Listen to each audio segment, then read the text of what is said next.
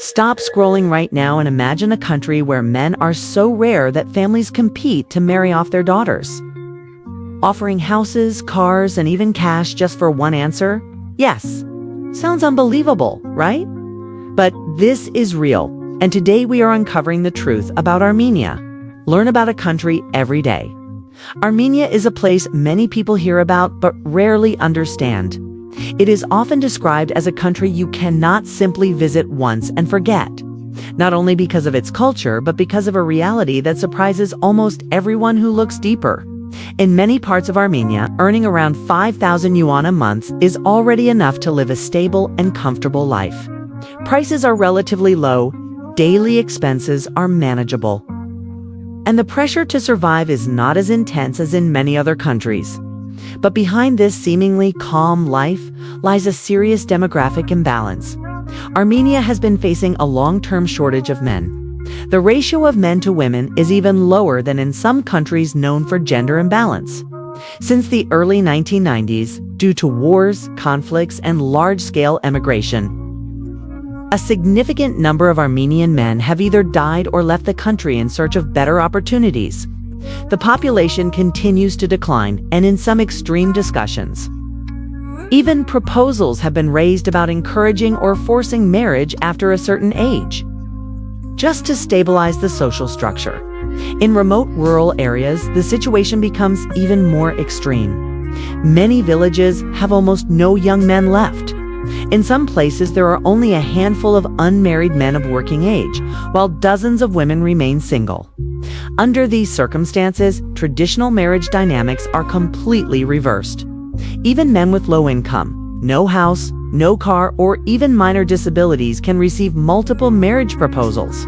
Instead of the man bearing the cost of marriage, it is often the woman's family that takes full responsibility.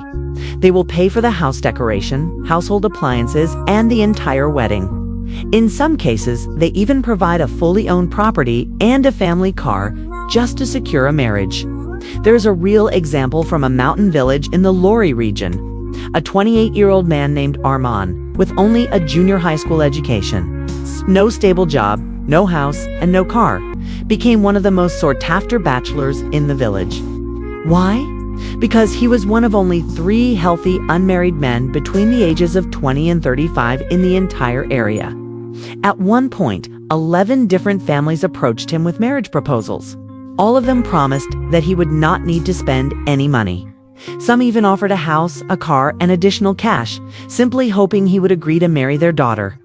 In border regions affected by the Nagorno-Karabakh conflict, the imbalance is even more severe. Many young men have died or been injured in wars, leaving behind villages where women make up the overwhelming majority. In some so-called widow villages, women account for more than 70% of the population. Families are willing to cover all living expenses after marriage just to ensure their daughters have a partner. Because of the shortage of men, cross-border marriages have also increased rapidly. The proportion of Armenian women marrying foreigners has risen sharply over the past decade. Many families are even willing to pay for visas, travel costs, and long-distance relationships. Whether the man is divorced, has children, or earns less income becomes far less important compared to simply being available. Geographically, Armenia is located at the crossroads of Asia and Europe. In the southern foothills of the Transcaucasus Mountains, it borders Turkey to the west, Iran to the south, Georgia to the north, and Azerbaijan to the east. The country covers about 29,700 square kilometers and has a population of just over 3 million people. The capital, Yerevan, is home to more than 1 million residents and serves as the economic and cultural center. Armenia is classified as a lower middle income developing country.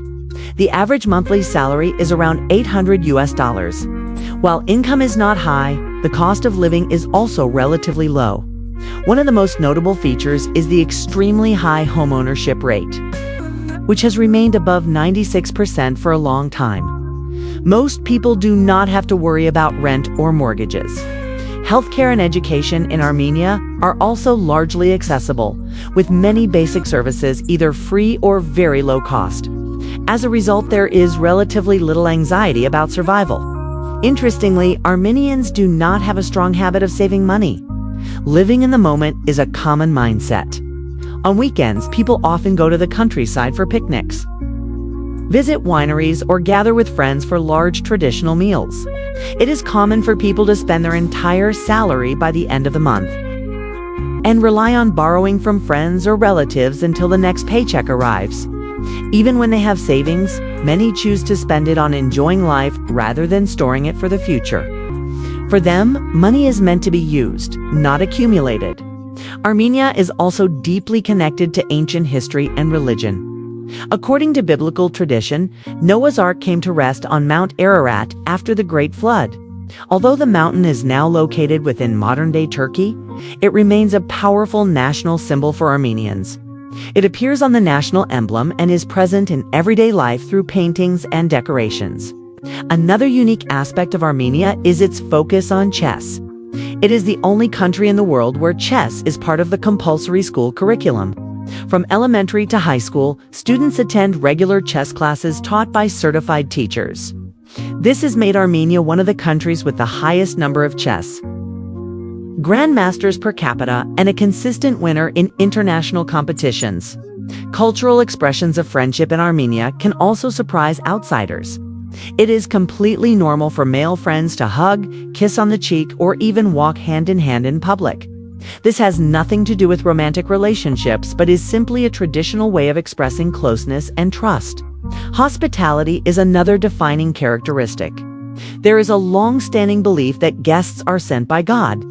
Even strangers passing through a village may be invited to stay, eat, and drink without paying anything. There are stories of families sacrificing their own limited resources, even their main source of income, just to properly host guests.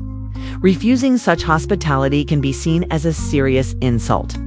Despite its history of conflict, Armenia is considered one of the safest countries in the region. Outside of specific border areas, most of the country is peaceful and stable. Violent crime rates are very low, and in some rural areas, people still do not lock their doors at night. Neighbors look after each other, share food, and maintain a strong sense of community.